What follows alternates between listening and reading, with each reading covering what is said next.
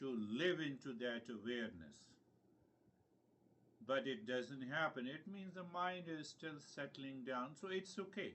And that is how one day what will happen, not only you will recognize this is the way the mind should be to experience the deeper state from the beginning.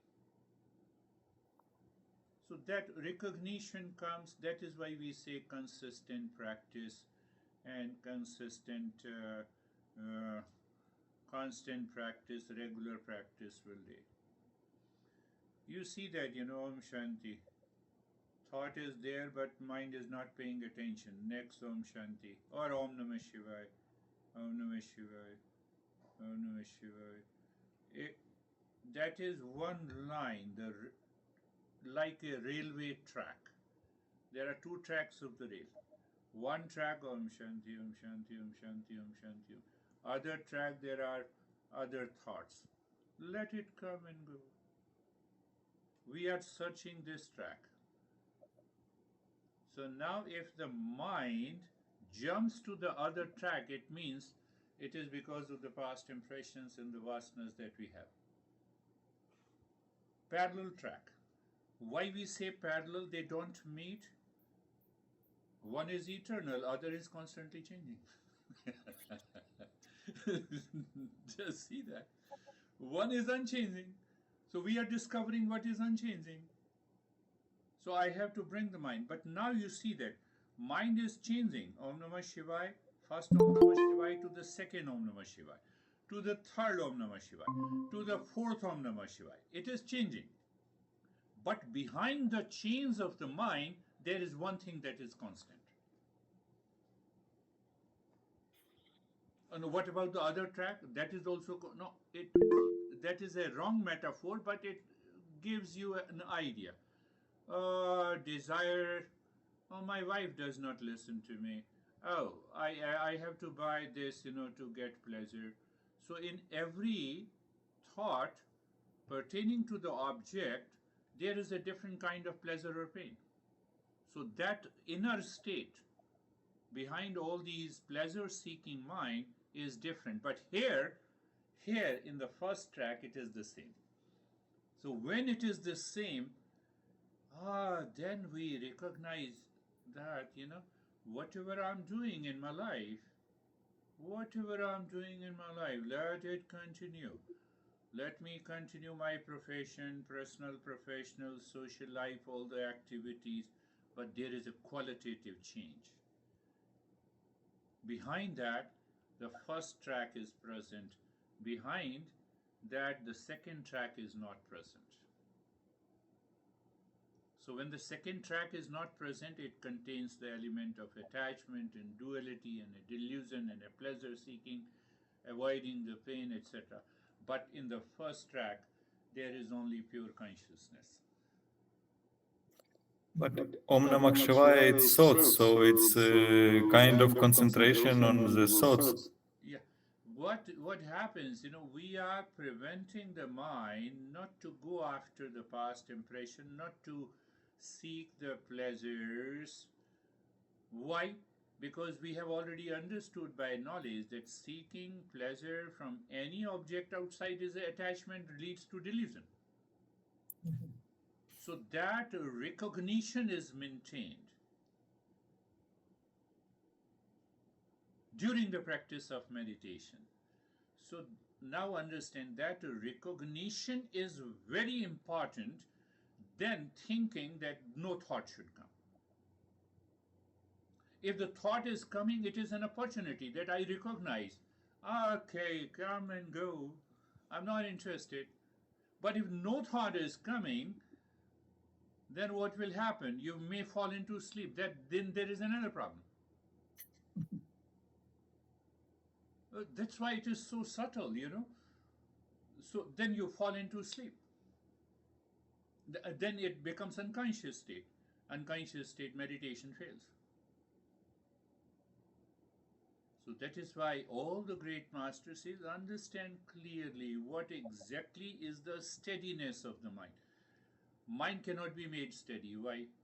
The objective reality is constantly, consistently changing, including the mind, intellect, ego, body, breath. The way you say it is steady. We say Om Namah Shivaya, Om Namah Shivaya. From jumping from 1 to 2 to 3 to 4th mantra, there is a consistency. That consistency is the steadiness of the mind.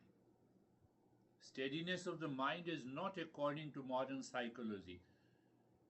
They say that there are only two types, two states. Oscillation of attention means the mind is jumping on to different thought and objects, and other is mind is fixed. But they cannot define what is fixed, what is the concentration of the mind.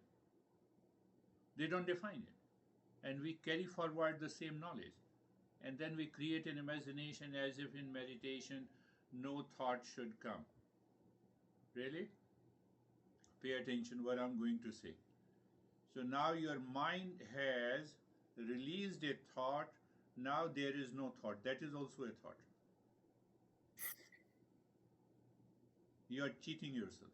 You are deceiving yourself. Now there is no thought and now there is a thought. Both are thoughts. Do you see the subtler level? So Eastern wisdom goes very, very deep and subtle. Oh, this is also a thought. So if I say there is no thought, mind is still present. And when I say there are thoughts, mind is still present. I have to transcend the mind. I have to transcend the mind.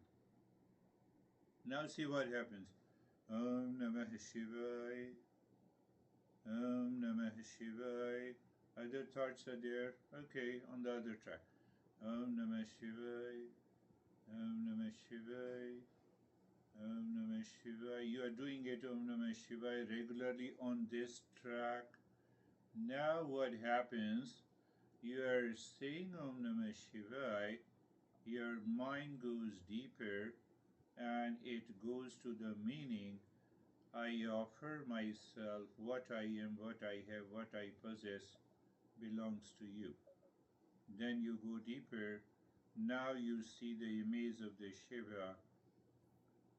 You are saying Om Namah Shivaya, but there is no doer. There is no doer, remember. The doer is left. That is known as the self-absorption. There is no doer. But the mind continues on the same track, and then what happens? Now you don't say it, there is a non-verbal recognition of Om Namah Shivaya.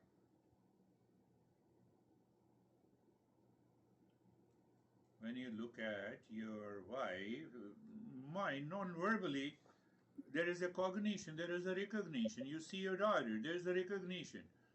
You see me, there is a cognition. Is the cognition thought? No. Cognition is not a thought. Cognition, or you can say recognition, or simply say awareness, is not a thought. J. Krishnamurti says, oh, that state is the choiceless awareness. Really? Where is the choiceless awareness? That I is not sticking, I is not there. Let the thoughts be there, you're simply aware. Choiceless awareness is there. That is the moment the revelation takes place.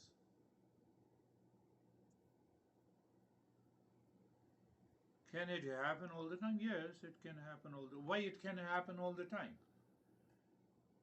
It is always present inside. The real self is always present inside. Mind cannot act without consciousness. Mind is a filtered consciousness. Mind is a reflected consciousness. Mind cannot work without consciousness. Mind is dead. Mind is a matter. Whatever is changing is inert in matter. So as long as the consciousness is present, the reflected consciousness should be there. Only one thing it happened, I can give you the same example which will appeal to you. That curtain. I have put the curtain behind because the window is facing the east and the sunlight comes. If I open that curtain, you cannot see me. It will be a blur image. So you see me because I have a light in back at the back of the camera. So now what happens? That curtain is gone. That curtain belongs to the mind. That curtain is the mind. That curtain is gone. So curtain is gone means what? Mind merged into the consciousness. Mind says, I have no work to do outside. I don't feel the sense of incompleteness. I don't have any desire outside at that particular moment. The mind is not there. So when mind is not there, that is what we say, the choiceless awareness or awakening or realization. Yes, it is easier said than done, and that is why we have many steps in between. That is why we have many steps in between. Many steps in between. So that is why we start with the Mangalacharan. Let us see that. Close your eyes. Mangalacharan, English translation is auspiciousness, creating a sacred space. But when you create a sacred space, creating is a wrong word. We are a seeker, so that is why we go deeper. It is not creating, it is discovering the moment or a state or the mood of the mind minus a sense of incompleteness created by ego. Now see, I made a big statement, but how to implement it? So we say, ask yourself, are you receiving anything from the existence? The ego says no. How can you say no? Your body consists of all the elements which you receive from the existence, your air you receive from the existence. Because I consistently receiving, or you can say now change the receiving mode to a giving mode. Existence without any bias is consistently, constantly giving me air, gave me the body, gave me this mind, gave me this I didn't say that gave me the mind to disturb me and gave me the intellect to give me the knowledge. Okay, it is constantly giving me. So if you are constantly giving me without asking, without any reference, I do nothing to end, you are still giving me. What should I feel? I should feel gratefulness. I should thank my mind. So when I thank my mind, when I thank you, when I am grateful, it means what? Ego is never grateful. So I am bypassing the ego. I am dissolving that ego.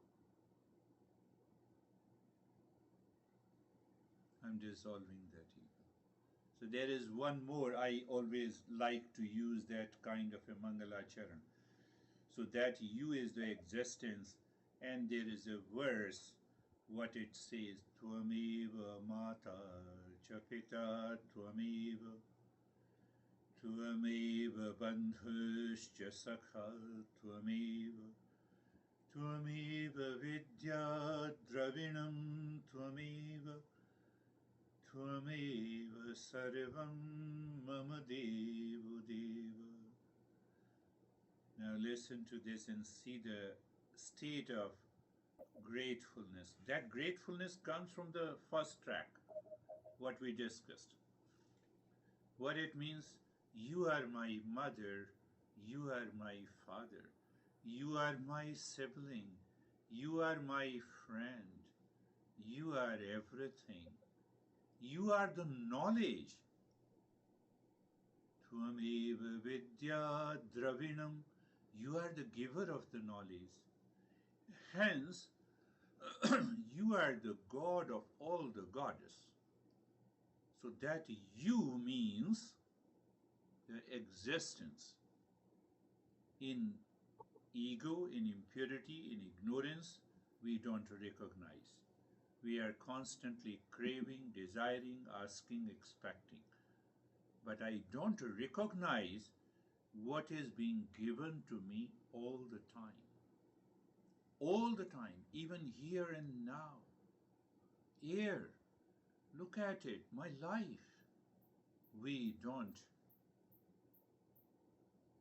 We ignore it, we escape it. It is because of ego, impurity of the mind. So what is Mangala Charan? I recognize the giver mode of the existence to me to bypass the ego, which leads to humility that prepares my mind for the higher journey, which includes meditation.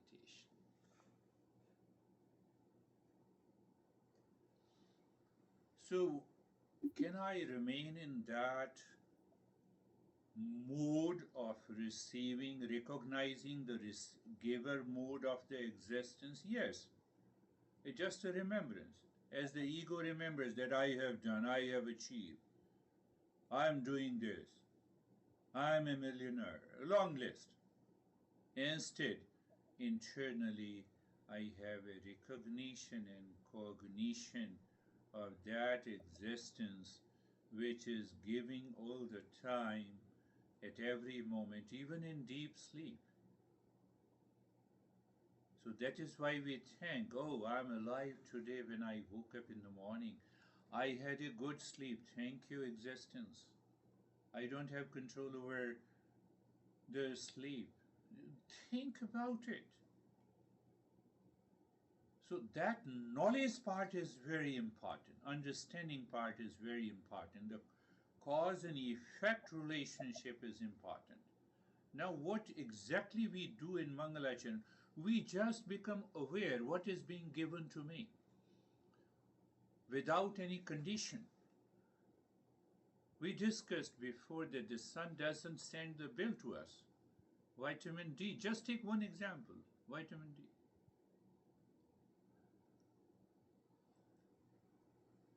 We don't recognize even the sun is displaced 1 millimeter from its place. We all will die.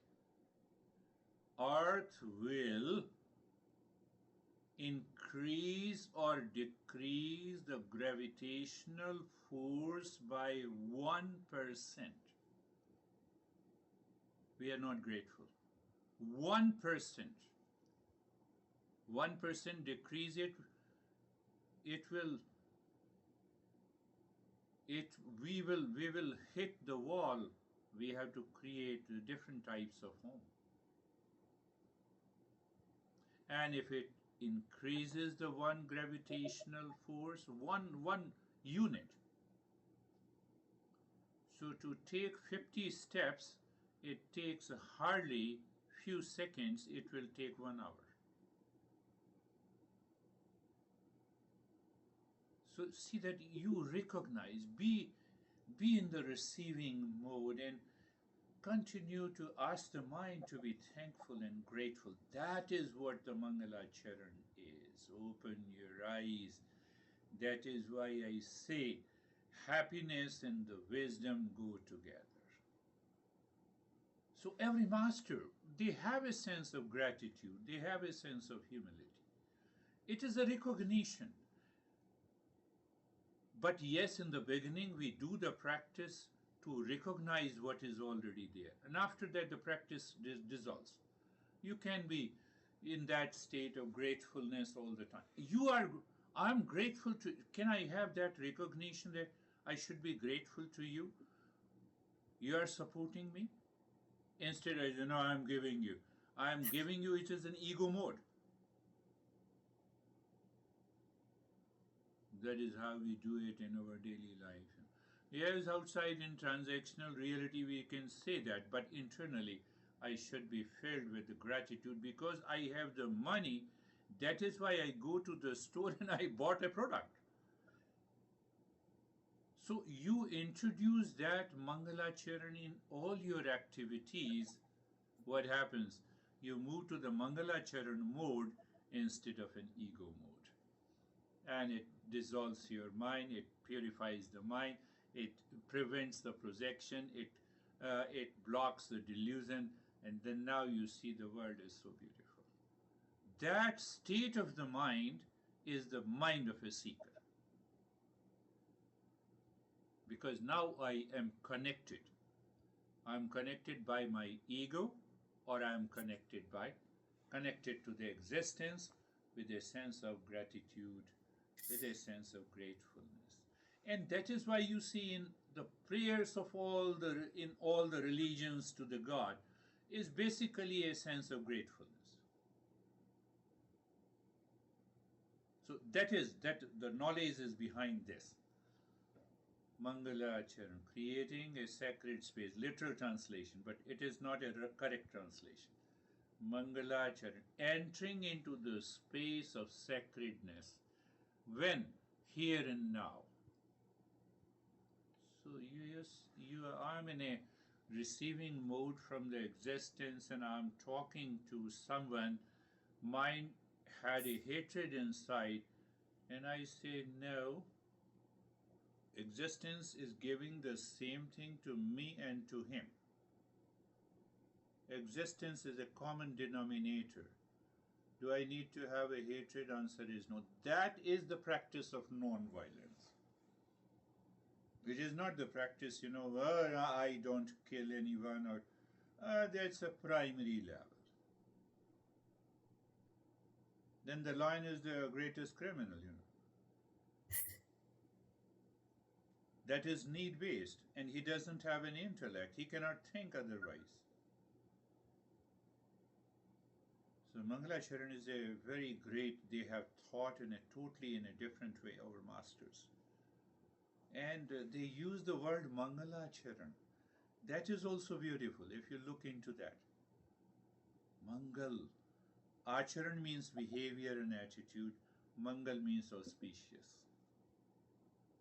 So I think, speak, and act out of that presence of auspiciousness. What a great thought, idea, and the vision.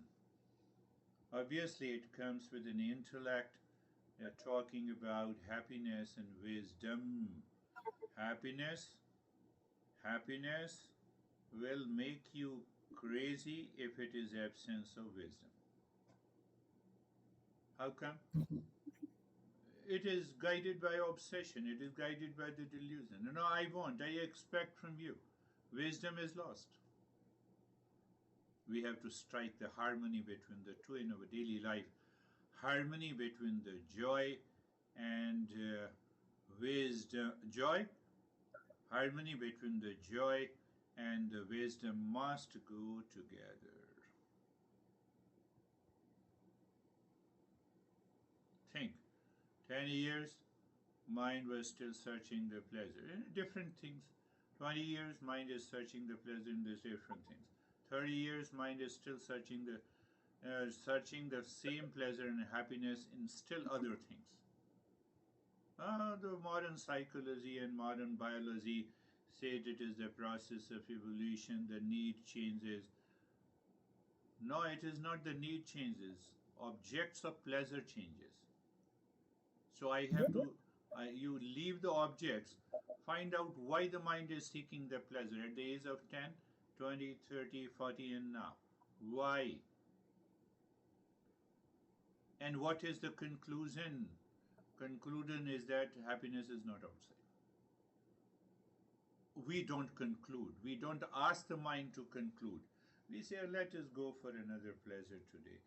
Let us go to another restaurant. Let us buy another car. Let us buy another clothes. Let us buy another home. Let us marry someone else. So So that now you see that I get a momentary pleasure, but it shows the sense of incompleteness in me. I don't know what I'm searching. Hence, knowledge is required. Simple. Hence, knowledge is required. Hence, the wisdom has to be there. So, my intellect is still thinking I will be happy leaving one, getting the second. Leaving the second, getting the third. Leaving the third. My intellect asks the question, what is happening in your life? What you are doing? Hold on. Before you seek something else, before you seek something else now, ask your intellect. Just get the knowledge. Mind why you are seeking. You have already tried in these 30, 40, and 50 years of seeking and expecting, you are not happy. So your direction of searching the happiness is wrong. One. And your searching happiness in the objects of the world is wrong. But how it has become wrong? Because of attachment. Why there is an attachment?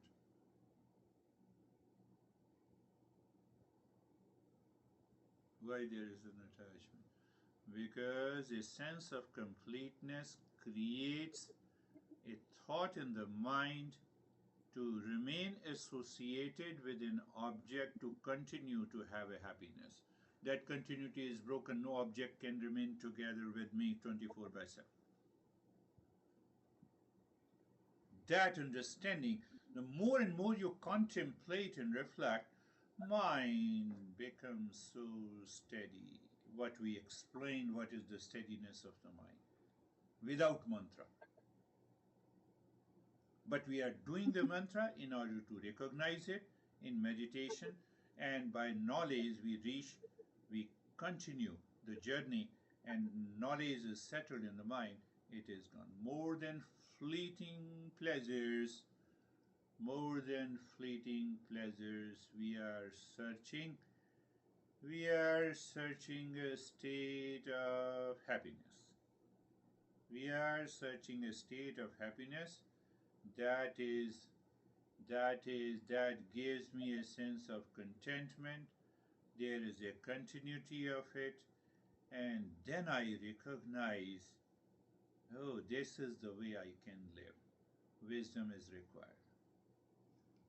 Then what is the wisdom? Add viveka and vairagya, two part. Why viveka and vairagya we have added? Because I have to get rid of the obsession of attachment and delusion, because that is causing me the trouble.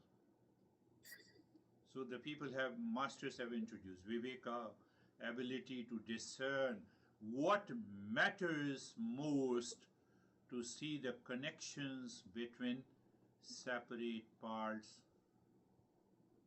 Object is outside, I am inside, pleasure is inside, I have projected the pleasure outside, but the projection is in the mind of a sense of pleasure. Okay, so the problem is the sense of pleasure is due to the attachment. So if the attachment is God, that sense of pleasure is not there. That is why we say in the beginning, soulmate. After a few weeks and a month, soulmate. So that the happiness and the wisdom should go together. They both are important. Both are important. It is like I have told you, I think we discussed briefly in our previous session, two wings of the birds. The necessity of both happiness and wisdom. Why I'm learning and practicing this journey of undertaking the journey of the Eastern wisdom? Because of happiness and wisdom. No, because I want to bring an end to the suffering once for all. That is why I'm still trying. I started trying at the age of the 10, then 20, then 30, 40, 50. I will continue to trying even if I am 90. Can I stop this? Why the Eastern wisdom? Eastern wisdom says, can I stop it? Pay attention. Can I stop the very effort of seeking the pleasure? I am not saying that making, you stop your personal life, your professional life, your social. You stop the sense of seeking the pleasure which has been repeated over the years. You have to stop this crazy mind. You have to change that crazy mind. That is what the Eastern wisdom is saying. Eastern wisdom is not saying that you stop everything and then you go for it. So that is bird has two wings. A metaphor is very well suited. The necessity of happiness and the wisdom. Master says, start understanding the principles of Eastern wisdom. The non-seeker says, give me the pleasure first. Give me the pleasure first. In objective reality, in the material world, it works. If I have the car, then only I can drive. But here, first is the wisdom. Why wisdom? Because we have to remove the ignorance. Asatoma satgamaya. You see?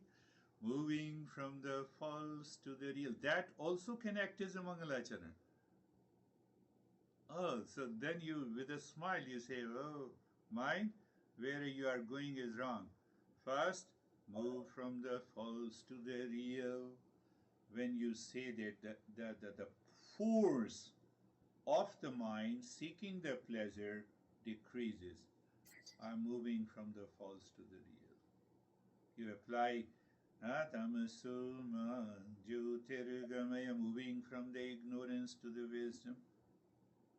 So that is why we learn the different mantras so that we can apply at any time in our life. You just remember, oh, I'm insisting, why don't you do this? You should have done. Why I'm insisting? Because I will be in pleasure. But that pleasure is a delusion. Even if I insist someone to do something and he or she does it, the pleasure is already gone because ego has taken over me. Mangalacharan. So that is why we say, now you see another part of the wisdom. Wisdom without happiness is like a lighthouse on a remote cliff.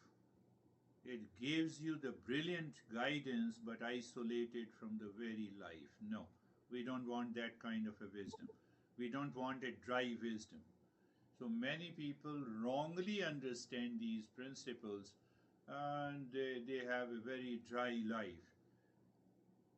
Why? Because they have a dry intellectual knowledge not applied in their daily living. They become more upset. People I have seen these people become more angry than the non-seekers. So happiness and the wisdom should go together. It should go together. Without happiness, wisdom has no value, and without wisdom, happiness is just a momentary and a temporary pleasure. That needs to be again and again understood. Say, for example, you are applying these principles in your professional life, you become more upset. Something is wrong. You have to go back again. You have to consider, listen, contemplate, and reflect. Reach to a point, you have applied the wisdom and you are happy. No, but this employee has not done its work. Yeah, they don't have the same bent of mind. They don't have the same level. They may have some problem. Why I'm insisting? Oh, let me guide this employee. This work should be done in this way. This is, with all humility, because I also did not understand many things in the beginning. So you see that now I remember the existence. When I remember the existence, my intellect is awakened, it bypasses the mind. Very complex process. I'm trying to build a cause and effect relationship. Okay, yes, I also did same. And then I recognized the guy who became angry over me was right. I recognized much later. But now is the time to recognize here and now to bring about a change in our life, huh? At every moment. At every moment.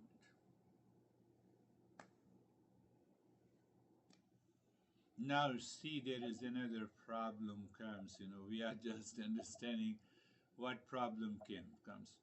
Your mind out of your ego will say, if I'm wise enough, I will be happy. And that wisdom is guided by the ego. The ego collects the information intellectually, it multiplies, and then it presents. You are not happy at all. You say, I know. Come on, knowledge has come from outside. You are not the. And knowledge anyone gets is the same. How can you claim that, I have a knowledge and you don't have it?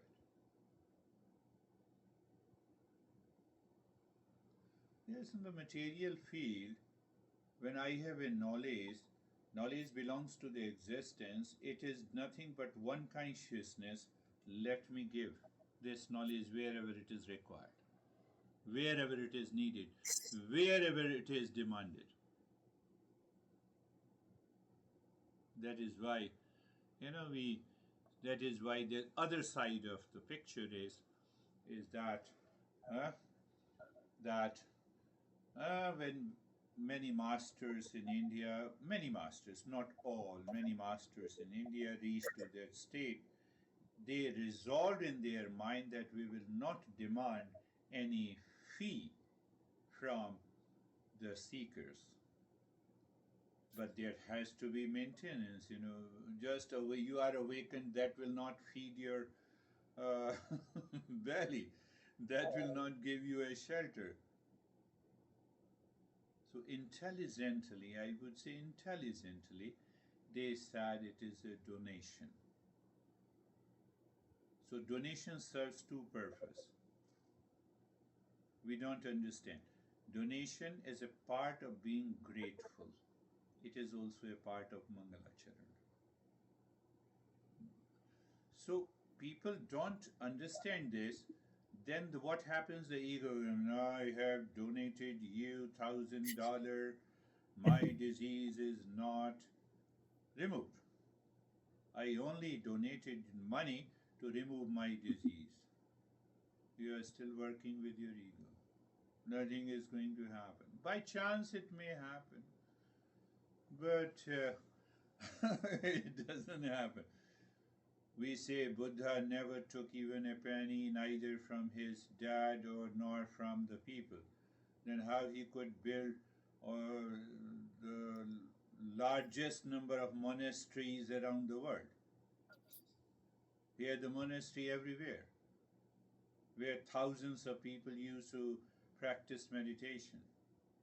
Donation. So Buddha made us understand, made his students understand how.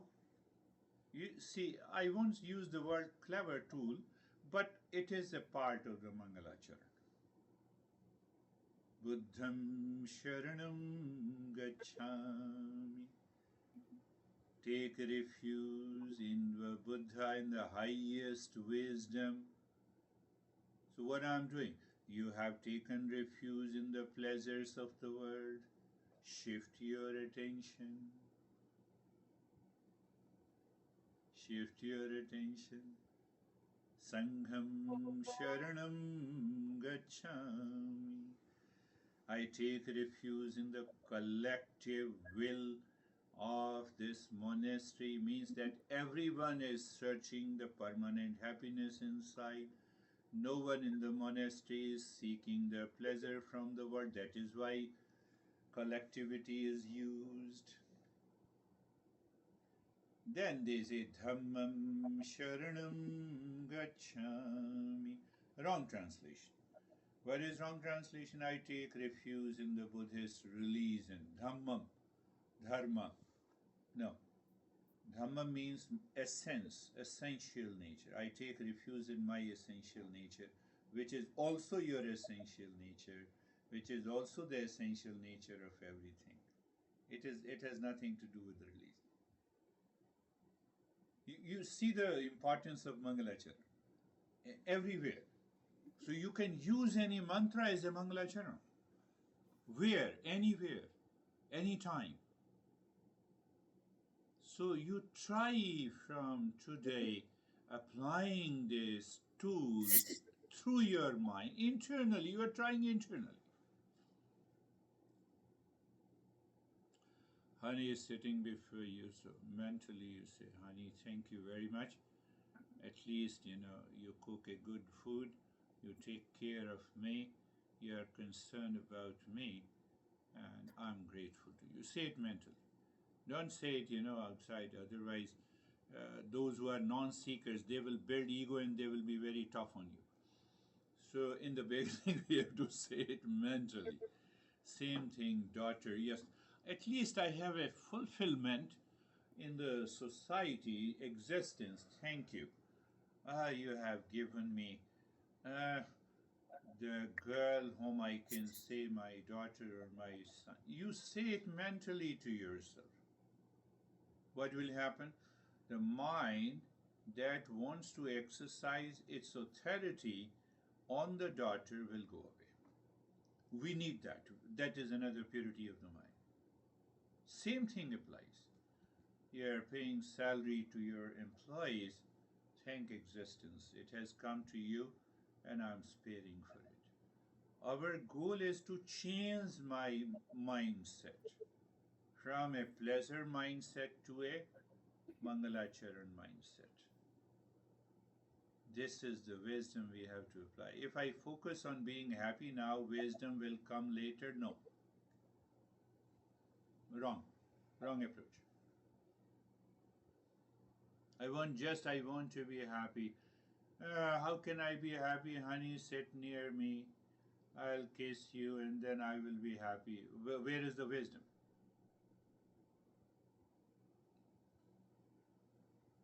And if the wisdom remains intact in you, honey says, I'm busy now, you don't get upset. But on both the sides, there is a problem. And the honey comes near you and kisses you. That too is a problem because now my mind is in a mode of pleasure seeking mode. In both the cases, there is a problem. The wisdom is lost.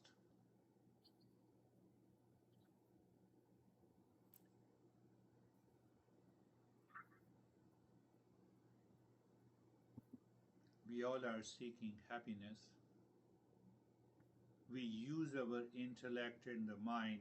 Eastern wisdom says you follow these principles to experience the happiness all the time.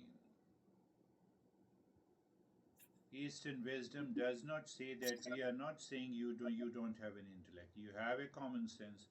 Common sense approach of cause and effect relationship is what the intellect is.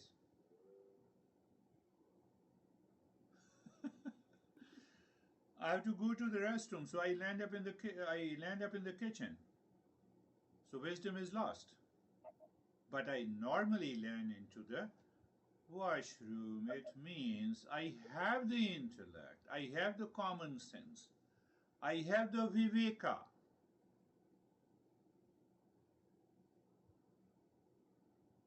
You have to simply shift your awareness and attention. So happiness and wisdom both are required at the same time. Intellectual understanding, or I can say the common sense understanding. Common sense is required.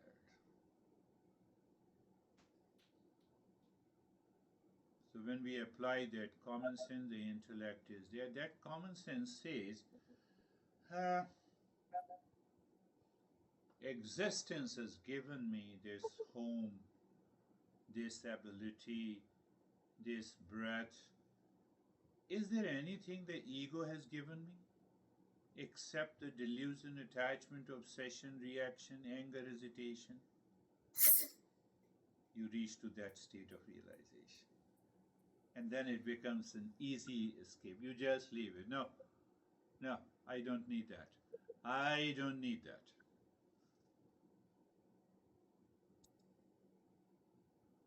And when you don't need that, what happens? There is a sense of detachment. And because you have applied the wisdom, so the joy is already there. Many people say, no, we have to cut our life with those attachments, and they become aloof, they become very serious, they look very sad, and that sadness and aloofness is understood as a meditation. You are more crazy than you were before. You are full of life when you apply contemplation and happiness and the wisdom together. They both complement. They are the two wings of the bird.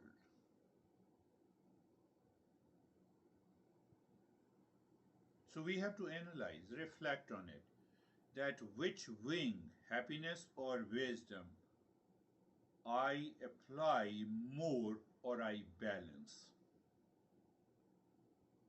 How do you balance? You are into anxiety, same thing. But mind is inherently seeking happiness. Oh, so I have applied the wisdom wrongly. Let me go back, look at the same situation, apply the wisdom, the principles of Eastern wisdom, and see where I reach. In the second time, your anxiety is reduced. Apply the third time. You find the cause of the anxiety. It is either attachment or delusion or ignorance. Third time, now wisdom is settled, the joy is inside. You did not work to force the mind to detach. Now you need not to force. You have recognized it.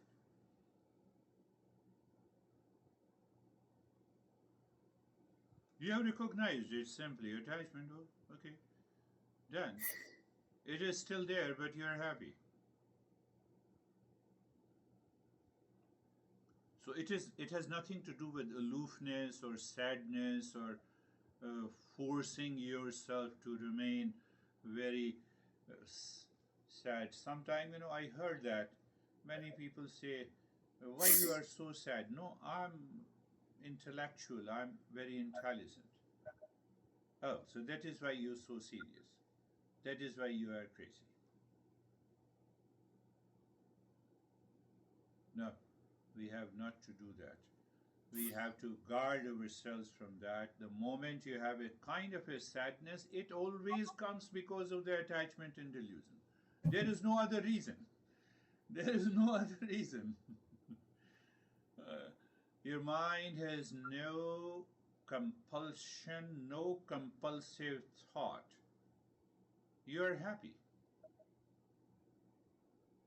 But that compulsive thought we inquire through the wisdom and to throw it out. So the attachment is also gone, delusion is also gone. Both are required. Happiness and wisdom. A seeker is always full of the joy.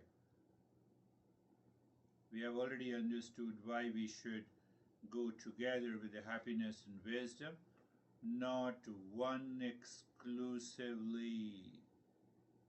And we have also recognized and realized the limitations of wisdom and the happiness, each one's limitation. What is the limitation of understanding the knowledge? It remains in the intellect, it does not flow down, descend down to the heart, it has no ability to change the heart. Then wisdom is a waste. It's useless. It is not a wisdom. I'm not full of that joy in the beginning. Why? Because I'm going in search of the happiness. We get so much excited going on a vacation. Vacation has not yet reached. You see, so there I'm lacking wisdom, pursuing the goal of the self-discovery. I forget. Why I forget that real self is of the nature of permanent happiness. I forget that. So I don't have that you can say excitement, that eagerness, that aspiration.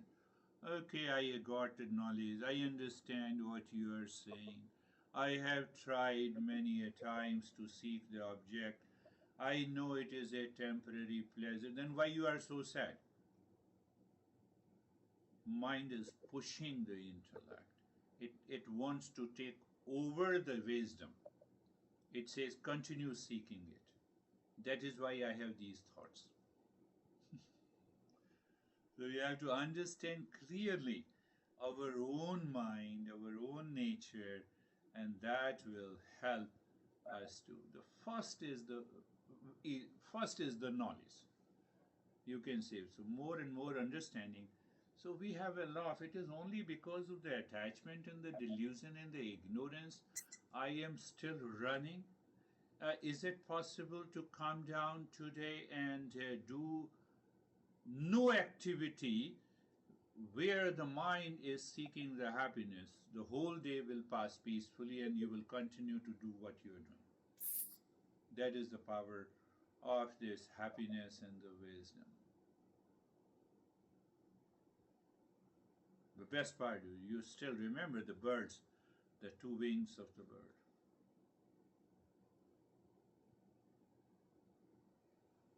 If I am wise enough, I will eventually be happy. Wisdom alone does not automatically create happiness. You must actively cultivate both.